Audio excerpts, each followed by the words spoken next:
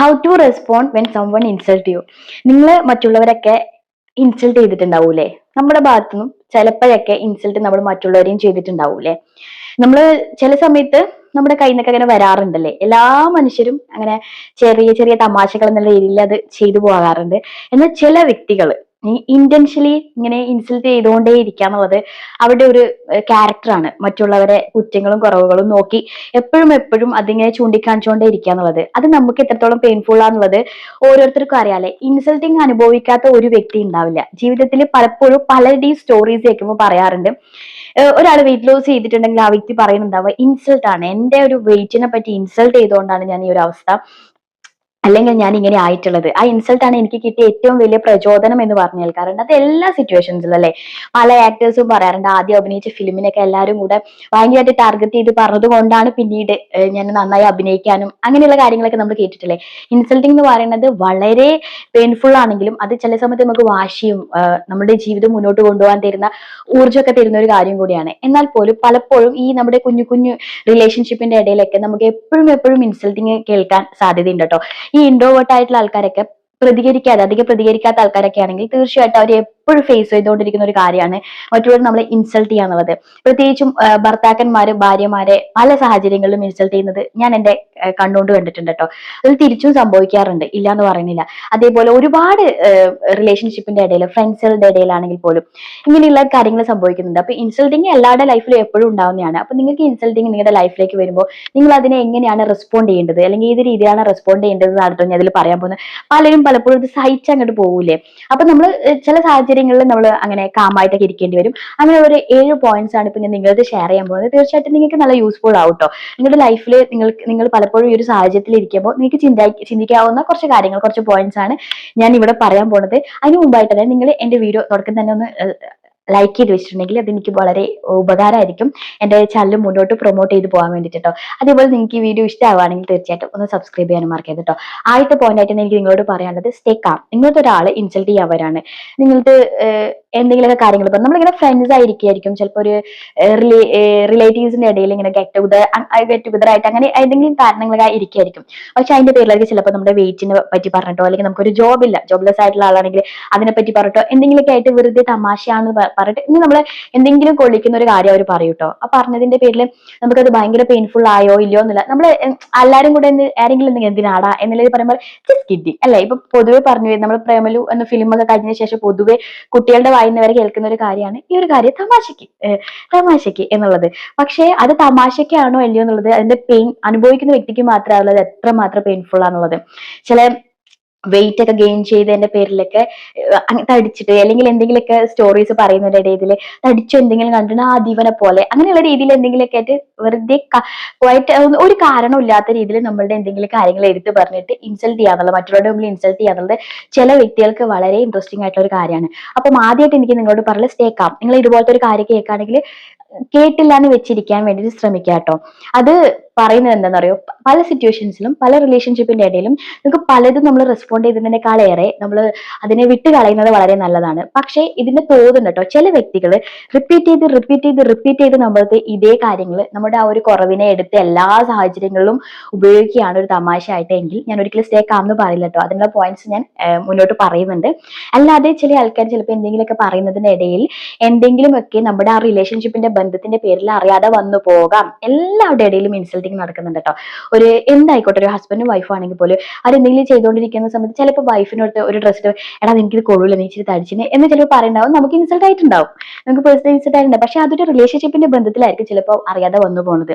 അങ്ങനെയൊക്കെയുള്ള ഒരു ഇൻസൾട്ടിങ് തോന്നുകയാണെങ്കിൽ ഞാൻ ഈ പറഞ്ഞ പോയിന്റ് സ്റ്റേ കാമായിട്ടിരിക്കുക. അതിനെ വെറുതെ ഓരോന്ന് പറഞ്ഞിട്ട് അതൊരു വലിയൊരു പ്രോബ്ലം ആക്കി വെക്കേണ്ട ആവശ്യമില്ല. കാമായിട്ടിരിക്കുക കേട്ടോ. ഞാൻ അതെന്തുകൊണ്ടാണെന്നറിയാം കാം എന്ന് പറഞ്ഞത്, പല റിലേഷൻഷിപ്പിന്റെ ഇടയിൽ വലിയ പ്രശ്നങ്ങൾ വരുന്നുണ്ട് കേട്ടോ. ഇതുപോലത്തെ കുഞ്ഞു കുഞ്ഞ് തമാശ എന്ന രീതിയിൽ എന്തെങ്കിലും പറഞ്ഞതിന്റെ പേരിൽ വലിയ വഴക്കുകൾ ഉണ്ടാകുന്നുള്ളത്. അപ്പം ഈ സ്റ്റേ കാം എന്ന് പറയുന്നത് വളരെ ഉപകാരമായിട്ടുള്ള ഒരു കാര്യമാണ്. നമുക്ക് ചിന്തിക്കാം. നമ്മളടുത്ത് എപ്പോഴും ഈ രീതിയിൽ ബിഹേവ് ചെയ്യുകയാണെങ്കിൽ തീർച്ചയായിട്ടും നിങ്ങൾക്ക് റെസ്പോണ്ട് ചെയ്യാം. അല്ലെങ്കിൽ എപ്പോഴെങ്കിലും കുടുംബം എന്തെങ്കിലുമൊക്കെ സംസാരിക്കും, നിങ്ങളുടെ റിലേഷൻഷിപ്പിന്റെ ബന്ധത്തിന്റെ ആ ഒരു ഇതിൽ ചില ഫ്രണ്ട്സുകൾ ഭയങ്കര ഇന്റിമേറ്റ് ആയിട്ടുള്ള ആൾക്കാർക്ക് അപ്പോൾ ഓട്ടോമാറ്റിക്കലി എന്തെങ്കിലുമൊക്കെ ചിലപ്പോൾ പറഞ്ഞു വന്നെന്ന് വരാം. അതിന് ആ ഒരു രീതിയിൽ എടുക്കാൻ വേണ്ടിയിട്ട് ശ്രമിക്കുക. രണ്ടാമത്തെ പോയിന്റ് ആയിട്ട് എനിക്ക് നിങ്ങളോട് പറയാനുള്ളത് വിക്ടിം റീകൺസിഡർ എന്ന് പറയും. നമ്മൾ ലൈഫിൽ ഒരാൾ നമ്മളടുത്ത് ഇൻസൾട്ട് ചെയ്യാണ്, ആ വ്യക്തി പൊതുവേ ഒരു ക്യാരക്ടറാ. എന്തെങ്കിലുമൊക്കെ കാര്യങ്ങൾ സംസാരിക്കേണ്ട അടുത്ത് ഒരു ഓവർ സ്മാർട്ട്നെസ് ആയിട്ട് ആള് വലിയ എന്തോ എന്നുള്ള രീതിയിൽ സംസാരിച്ചിട്ട് ബാക്കിയുള്ളവരൊക്കെ ചെറുതായിട്ട് കണ്ടിട്ട് എപ്പോഴും ഇതുപോലത്തെ കുറച്ച് ജസ്റ്റ് കിഡിങ്സ് പറയലുണ്ടാവും. അപ്പം അത് നമ്മളുടെ ചിലപ്പോൾ നമ്മുടെ ഒരു പോയിന്റിനെ എപ്പോഴും എപ്പോഴും ഫ്രണ്ട്സിന്റെ ഇടയിലോ അല്ലെങ്കിൽ റിലേറ്റീവ്സിന്റെ ഇടയിലോ എവിടെയാണോ കൂട്ടം കൂടിയിരിക്കുന്നത് അവിടെ ഇങ്ങനെ റിപ്പീറ്റ് ചെയ്തുകൊണ്ടിരിക്കുകയാണെങ്കിൽ തീർച്ചയായിട്ടും നിങ്ങൾക്ക് അത് റീകൺസിഡർ ചെയ്യാട്ടോ. നിങ്ങൾ അവരുടെ അടുത്ത് തീർച്ചയായിട്ടും ചോദിക്കുക, നീ ഇപ്പൊ എന്താ പറഞ്ഞേ. നമ്മളിപ്പം ചില സമയത്ത് നമ്മൾ അവിടെ പതറിപ്പോവുക, നമ്മുടെ എന്തെങ്കിലും പോരായ്മകൾ പറയുമ്പോൾ എല്ലാവരും ഒന്ന് ചിരിക്കുക, എല്ലാവരും കൂട്ടത്തിൽ എല്ലാവരും ഒന്ന് ചിരിക്കുന്നുണ്ടാവുമായിരിക്കും, അല്ല എല്ലാവരും അതിന് എന്തെങ്കിലും ഒരു തമാശ രീതിയിൽ ബിഹേവ് ചെയ്യുന്നുണ്ടാവും. അപ്പൊ നമ്മളൊന്ന് പതറിപ്പോവും. കാരണം നമ്മുടെ പോരായ്മകൾ മറ്റുള്ളവർ പറഞ്ഞ് ചിരിക്കുമ്പോൾ നമുക്ക് പെട്ടെന്ന് സഡൻലി റിയാക്ട് ചെയ്യാൻ കുറച്ച് ബുദ്ധിമുട്ടായിരിക്കും. നമ്മൾ പെയിൻ ആ ഒരു വല്ലാത്തൊരു സിറ്റുവേഷൻ ആയിരിക്കും അല്ലെ, നമ്മളെല്ലാവരും അത് ഫേസ് ചെയ്ത ആൾക്കാരാണ്. അപ്പൊ അതുകൊണ്ട് തന്നെ നമ്മളപ്പം പെട്ടെന്ന് സൈലന്റ് ആയിപ്പോ പിന്നീട് എപ്പം പോയി ചോദിച്ചിട്ടൊന്നും കാര്യമില്ല. ഓൺ ദി സ്പോട്ടിൽ ഒന്നും കൂടി ചോദിക്കുക, നീ ഇപ്പൊ എന്താ പറഞ്ഞേ എന്നുള്ളത്. ശരിക്കും പറഞ്ഞാൽ നമ്മളിപ്പോ ഇനി എന്താ ഇപ്പൊ പറഞ്ഞതെന്ന് പറഞ്ഞാൽ ഈ ഓവർ സ്മാർട്ട് കാണിക്കുന്ന വ്യക്തി ഒന്ന് സ്റ്റക്ക് ആവും. നിങ്ങളൊന്ന് അങ്ങനെ ചോദിച്ചു നോക്കൂ, നീ ഇപ്പൊ എന്തോ പറഞ്ഞേന്ന് ചോദിച്ചു നോക്കൂ. അപ്പം മനസ്സിലാക്കാൻ പറ്റും ആ വ്യക്തി ഒന്ന് പതറും. ആ വ്യക്തി ആ ഓൺ ദി സ്പോട്ടിൽ പറയുന്ന ഒരു കാര്യമാണ് ജസ്റ്റ് കിഡിങ് എന്നുള്ളത്. അപ്പം നമുക്ക് നമ്മളുടെ കാര്യങ്ങൾ പറയാം അവരുടെ അടുത്ത്. അപ്പം അങ്ങനെ ചോദിക്കുകയാണെങ്കിൽ, അങ്ങനെ ഒരു ചോദ്യം നിങ്ങൾ ചോദിക്കുകയാണെങ്കിൽ, നീ ഇപ്പൊ എന്താ പറഞ്ഞെന്നുള്ളത് എന്ന് ചോദിക്കുകയാണെങ്കിൽ തീർച്ചയായിട്ടും അവരെ ഒന്ന് പതറും കേട്ടോ. പിന്നീട് അവരെ റിപ്പീറ്റ് ചെയ്ത് ചെയ്യാൻ കുറച്ചുകൂടെ ഒന്ന് ഭയക്കുകയും ചെയ്യും. നിങ്ങളൊന്ന് ശ്രദ്ധിച്ച് നോക്കിക്കോളേണ്ടേ, നീ ഇപ്പൊ എന്താ പറഞ്ഞേ എന്ന് ചോദിക്കുക. അപ്പൊ അവര് ഇത് വെറുതെ തമാശ, അത് വലിയ തമാശയൊന്നും അല്ല എന്നുള്ള രീതിയിൽ നിങ്ങളുടെ ഒരു ഫേസിൽ അങ്ങനെ ഒരു ഭാവവും നിങ്ങൾ അങ്ങനെ ഒരു റെസ്പോണ്ടും കൊടുത്തിട്ടുണ്ടെങ്കിൽ പിന്നീട് അങ്ങനെ ഒരു തമാശ പറയുമ്പം അവരൊരു 100 വട്ടം ചിന്തിക്കും കേട്ടോ. കാരണം ഇന്റൻഷ്യലി വന്ന് പറയണതല്ല, അവർക്ക് അവരുടെ ഒരു ക്യാരക്ടർ അങ്ങനെയാണ്, അവരങ്ങനെ പറയുമ്പോൾ ഞാനിത് പറഞ്ഞ ഇവനിത് പറ്റില്ല എന്നുള്ളൊരു മനസ്സിലാവും. അങ്ങനെ മനസ്സിലാക്കിക്കുക എന്നുള്ളത് വളരെ ഇമ്പോർട്ടന്റ് ആട്ടോ.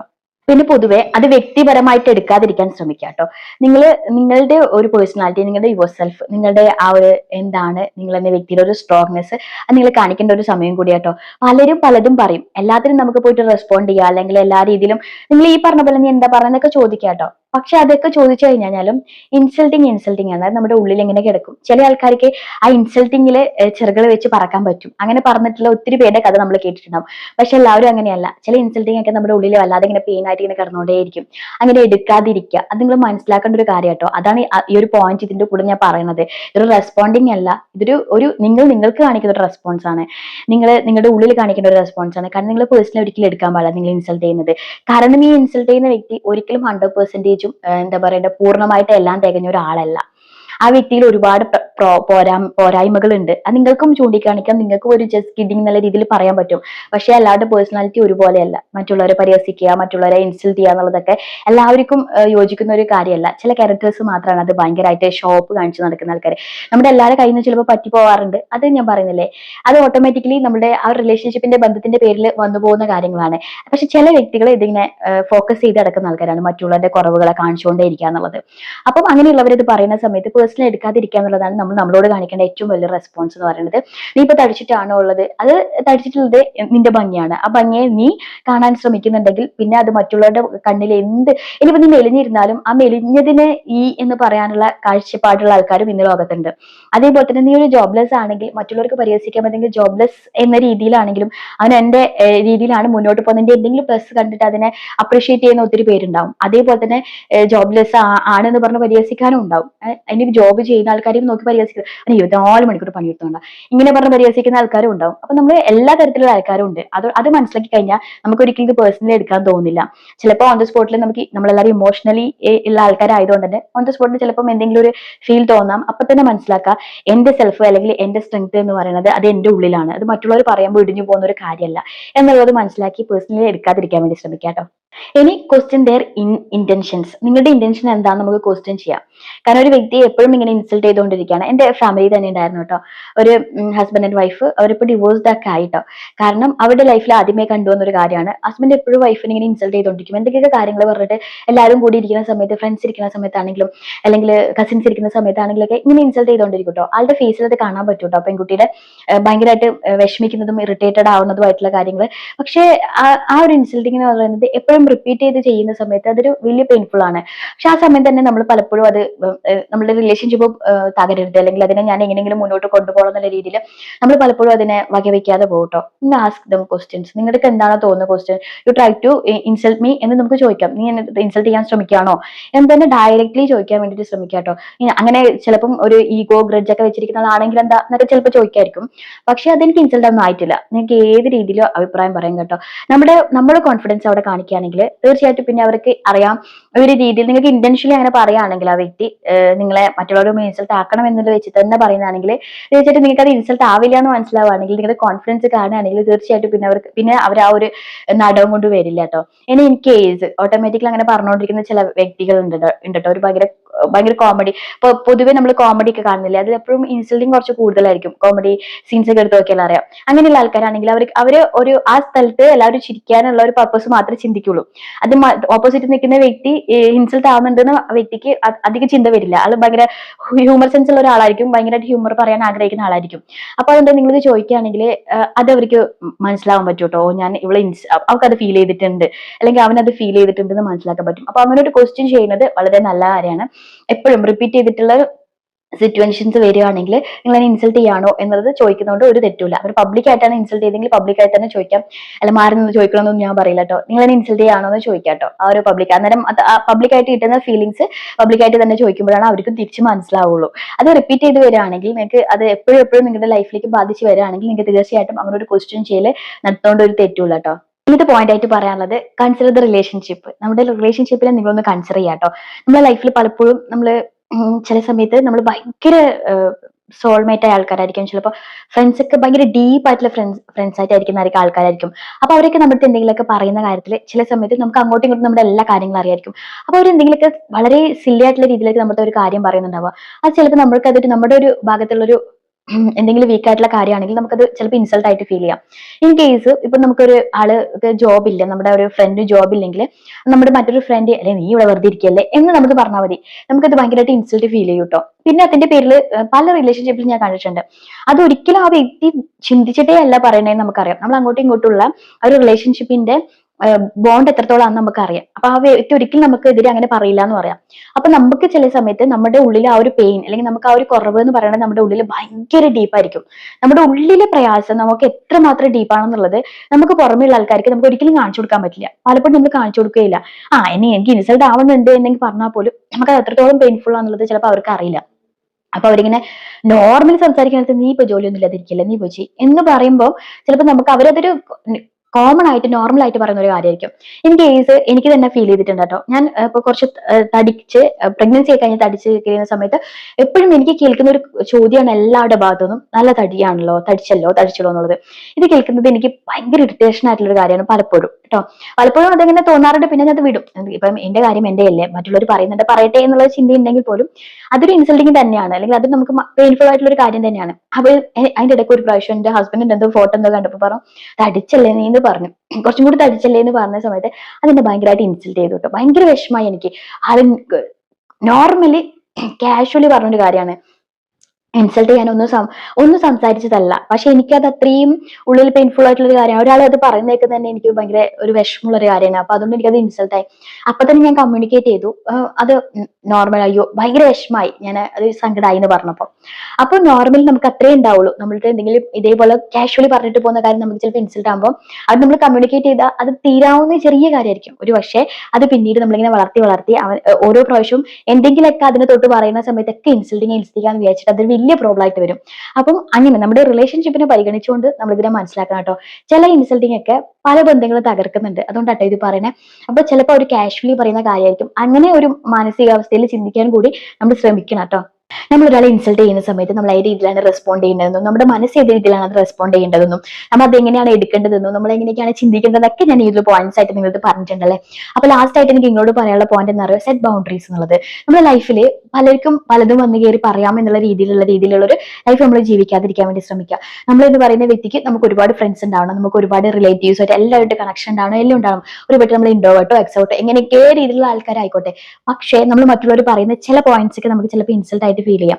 ചിലർക്ക് വേണ്ടി നമ്മുടെ എന്തും പറയാം, അല്ലെങ്കിൽ നമ്മുടെ ലൈഫിൽ കയറി എന്തും പറയാം, അവനൊന്നും പ്രതികരിക്കില്ല എന്നുള്ള രീതിയിലാണ് നമ്മൾ പോകുന്നതെങ്കിൽ പലർക്കും അത് എന്താ പറയുക ഇതേപോലെ ഒരുപാട് കാര്യങ്ങൾ നമുക്കെതിരെ പറയാനും തമാശയായിട്ട് പറയാനൊക്കെ ഉണ്ടാവും. അപ്പൊ നമ്മൾ ബൗണ്ടറി സെറ്റ് ചെയ്യുകയാണെങ്കിൽ ആ വ്യക്തിയുടെ ക്യാരക്ടർ ഇങ്ങനെയാണ്, അവരുടെ അടുത്ത് ഇതിൽ അധികം ഒന്നും സംസാരിക്കാൻ പറ്റില്ല, അല്ലെങ്കിൽ എന്റെ ഈ കോമഡി ഒന്നും അവന്റെ അടുത്ത് നടക്കില്ല എന്ന് തോന്നുന്ന രീതിയിൽ എപ്പോഴും ബൗണ്ടറീസ് സെറ്റ് ചെയ്യാൻ വേണ്ടി ശ്രമിക്കുക കേട്ടോ. എപ്പോഴും കുറച്ച് ബോൾഡായിട്ട് ഇരിക്കാൻ വേണ്ടി ശ്രമിക്കുക, എപ്പോഴും ബോൾഡായിട്ട് തന്നെ എല്ലാവരുമായിട്ട് മിങ്കിൾ ചെയ്യാൻ വേണ്ടി ശ്രമിക്കുക. അത് വെച്ച് തമാശ ഉണ്ടാവരുത്, കളി ഉണ്ടാവരുത്, ചിരി ഉണ്ടാവരുത് എന്നല്ല. നമുക്കൊരു പേഴ്സണാലിറ്റി ഉണ്ട്, നമ്മുടെ തലയിൽ എല്ലാവർക്കും കയറാം, അല്ലെങ്കിൽ നമ്മളടുത്ത് എന്ത് പറഞ്ഞാലും നമ്മൾ എന്ത് ചവിട്ടിയാലും കുഴപ്പമില്ല, അവർക്ക് എല്ലാവർക്കും അതങ്ങനെ ചെയ്യാം, അവനല്ലേ അവന്റെ അടുത്ത് എന്തും പറയാം. ആ ഒരു രീതിയിലുള്ള ഒരു ഫ്രീഡം കൊടുക്കാതിരിക്കാൻ വേണ്ടി ശ്രമിക്കുക കേട്ടോ. ഫ്രീഡം വേണം. ആ ഫ്രീഡത്തിൽ നിങ്ങൾക്ക് കിട്ടേണ്ട റെസ്പെക്ട് ഉണ്ട്. ഇങ്ങനെ കളിയാക്കുന്ന വ്യക്തികൾക്ക് എന്താ തീർച്ചയായിട്ടും നിങ്ങൾക്ക് റെസ്പെക്ട് ഇല്ല. റെസ്പെക്ട് ഉണ്ടായിരുന്നെങ്കിൽ ഒരിക്കലും നിങ്ങളെ ഇങ്ങനെ ഇൻസൾട്ട് ചെയ്ത് സംസാരിക്കില്ല. അപ്പൊ നിങ്ങൾക്ക് ആ റെസ്പെക്ട് കിട്ടിക്കൊണ്ട് തന്നെ നിങ്ങൾ ഭയങ്കര ഹ്യൂമറായിട്ടും ഭയങ്കര തമാശയായിട്ടും ഭയങ്കര കളിയും ചിരിയൊക്കെ ആയി തന്നെ പോകണം. പക്ഷെ നിങ്ങൾക്ക് അവിടെ ഒരു റെസ്പെക്ട് വേണം. അത് ഫ്രണ്ട്സിന്റെ ഇടയിൽ നിങ്ങൾ എന്നൊരു ഫ്രണ്ടിന് ഒരു റെസ്പെക്ട് ഉണ്ടാവണം, നിങ്ങൾ എന്നൊരു പാർട്ട്ണർക്ക് റെസ്പെക്ട് ഉണ്ടാവണം. അതുപോലെ റിലേറ്റീവ്സിന്റെ ഇടയിലാണെങ്കിൽ പോലും കസിൻസിന്റെ ഇടയിലാണെങ്കിൽ പോലും അവിടെ നിങ്ങൾ എന്ന വ്യക്തിക്ക് ഒരു റെസ്പെക്ട് ഉണ്ടാവണം. അങ്ങനെ ഒരു റെസ്പെക്ട് നിങ്ങൾ, അങ്ങനെ ഒരു ബൗണ്ടറി നിങ്ങൾ ഉണ്ടാക്കിയേ പറ്റുള്ളൂ കേട്ടോ.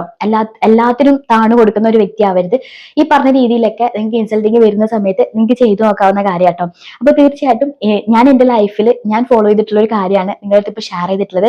നിങ്ങൾക്ക് എല്ലാവർക്കും ഇഷ്ടമായിട്ടുണ്ടാവുമെന്ന് വിചാരിക്കുന്നു. ഇഷ്ടമാണെങ്കിൽ തീർച്ചയായിട്ടും എന്റെ ഒരുപാട് ഇതുപോലത്തെ വീഡിയോസ് എന്റെ ചാനലിൽ ഇട്ടിട്ട് കേട്ടോ, പോയി നോക്കാം. ഇഷ്ടമാണെങ്കിൽ തീർച്ചയായിട്ടും ഒന്ന് സബ്സ്ക്രൈബ് ചെയ്ത് വെക്കാനും, ആദ്യം പറഞ്ഞ പോലെ നിങ്ങൾക്ക് തീർച്ചയായിട്ടും നിങ്ങൾ എല്ലാവരും ലൈക്ക് ചെയ്തിട്ടുണ്ടാവുമെന്ന് വിചാരിക്കുന്നു. ഇനി ലൈക്ക് ചെയ്യാൻ മറന്നവരാണെങ്കിൽ തീർച്ചയായിട്ടും ഒന്ന് ലൈക്ക് ചെയ്യാനും മറക്കരുത്.